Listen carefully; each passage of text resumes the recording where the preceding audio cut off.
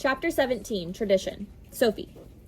Yesterday, Frank's wife told me, "You're a brave soul to be sailing, and you're a brave soul to be with all of those men." She asked me if they actually let me do any of the sailing. "It's a struggle," I said. "They don't really want to. I figured that you'd just be doing the cooking and the cleaning." "No way," I said. "That's Cody's job." It isn't really Cody's job, but we're all supposed to take turns, although Brian usually gets out of it, and Cody does like doing it more than the rest of us. When Frank and his wife visited the Wanderer and saw Cody doing dishes and mopping the floor, Frank said, "You'll make a great wife." And he kept calling Cody Mr. Mom.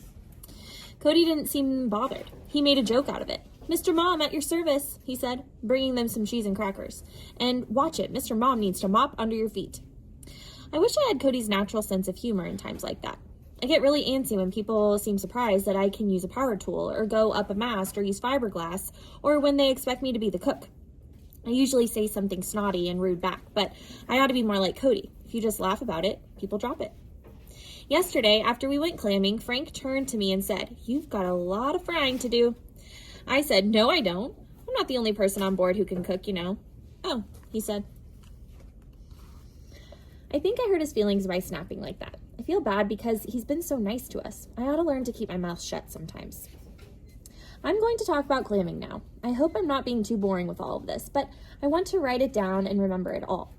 You could forget things, forget so many details of your life. And then if somebody ever wanted to know what you thought or what you felt, you might not remember, or maybe you'd be sick or gone or something and you couldn't tell them and they'd never know.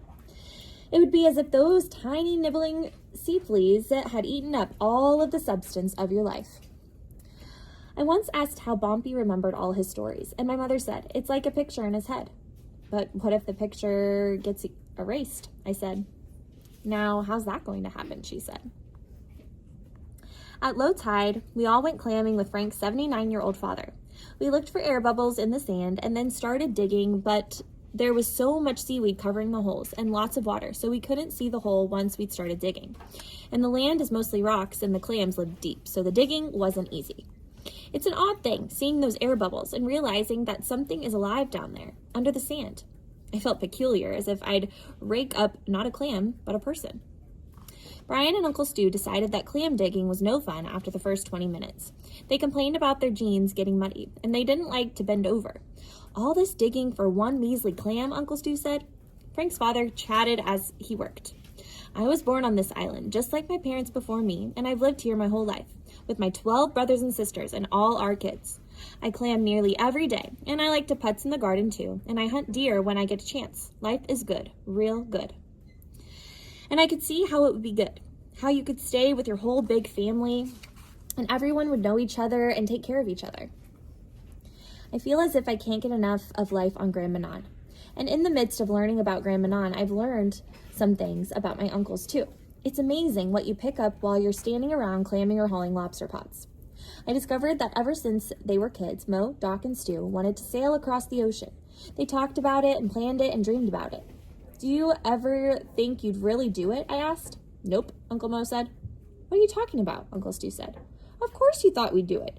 We all thought we'd do it." "I didn't," Mo said.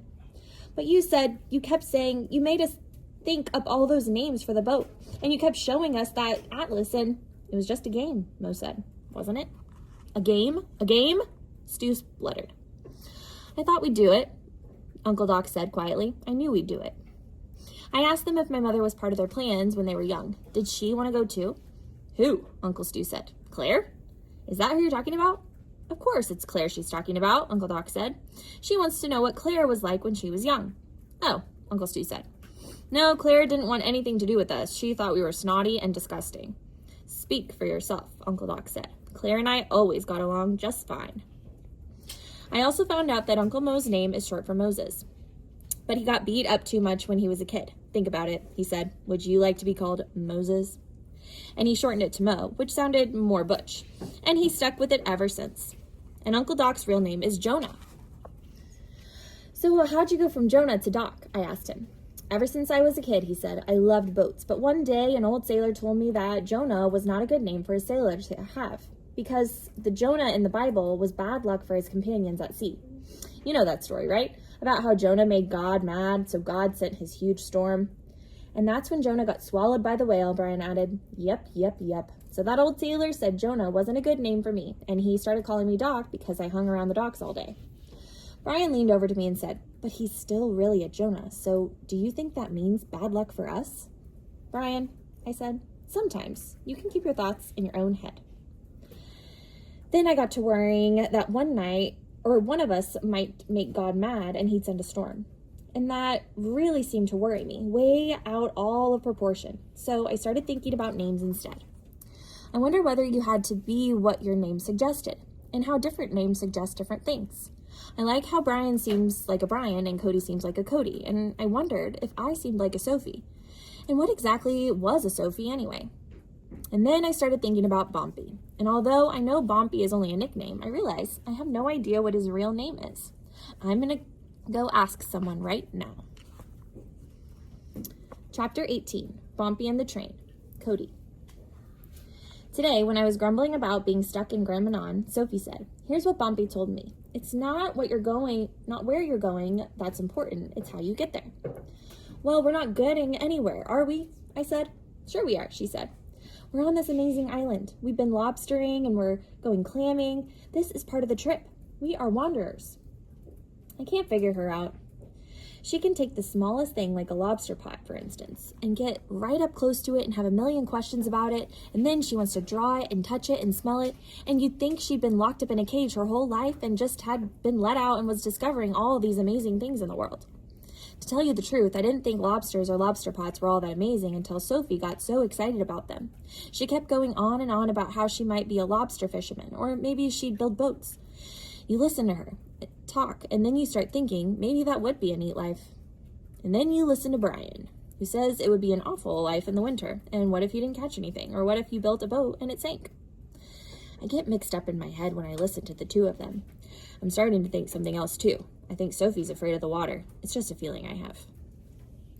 Brian's still badgering Sophie. When we were clamming, she said that when she'd once been clamming with Bompy, they'd found the clams with their toes, not with a rake. So Brian says, that's a lie. You've never went clamming with Bompy. Did so, Sophie said. Did not, Brian said. Did so, Sophie said. We got to use the phone last night. That was weird. Dad called Mom and barked at her a bit before handing the phone over to me. In her little voice, she said, Cody, honey, you can change your mind if you want. You can come home. Why would I want to do that? I said. I didn't intend to sound mean, but I think that's how she took it because she started sniffling. Look, Mom, I said, it's fine. We're all fine. Dad sleeps a lot, so he's not on my case as much lately. That wasn't exactly true, but she doesn't like to hear the truth. I keep wondering why my dad invited me on this trip in the first place. He could have come on his own and he'd have a whole month or more away from me. No aggravation. Here's one good thing about being stranded on land right now. No blah, blah, blah lessons from Brian. But Sophie did tell us another Bompy story when we were out clamming. It went like this. When Bompy was about my age, he lived near the Ohio River, at a place where the river was deep and a mile wide.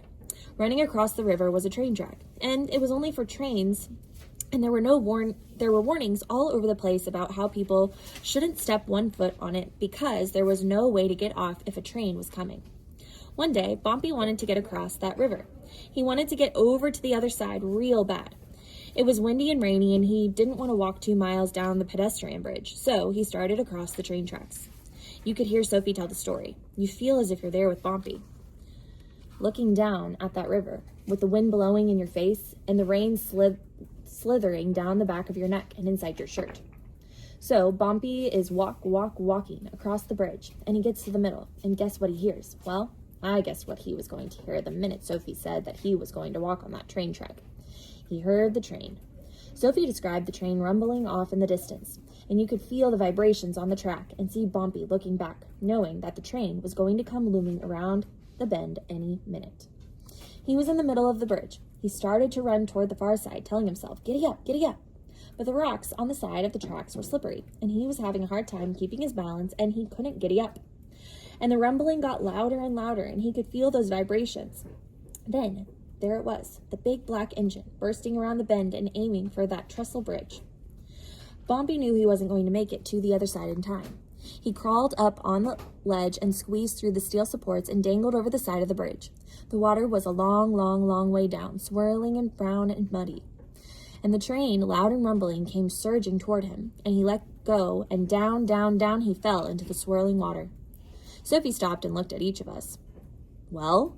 we all asked. "What would happen next?" "Oh, it was a terrible struggle," Sophie said. "Bompy was upside down in that deep, muddy, swirling river. He figured his time was up." "Well?" we asked. "And then what?" So she told how Bompy finally spluttered to the surface, and he was so happy to see the sky, and he lay there floating on his back, crying and laughing all at the same time. And the current was sweeping him down the river, and he floated there and watched the train go by, and finally he turned over and swam like a madman. He swam and swam and swam, and he made it to shore. And when he got home, his father gave him a whipping for getting his clothes wet and muddy, and his mother gave him some apple pie. When she finished telling the story, Brian said, "I thought you said Bompy grew up in England." "I didn't say that," Sophie said. "I said he was born in England. He left there when he was very young, 5, I think." "Huh," Brian said. "Don't you know anything about your own grandfather?" Sophie said.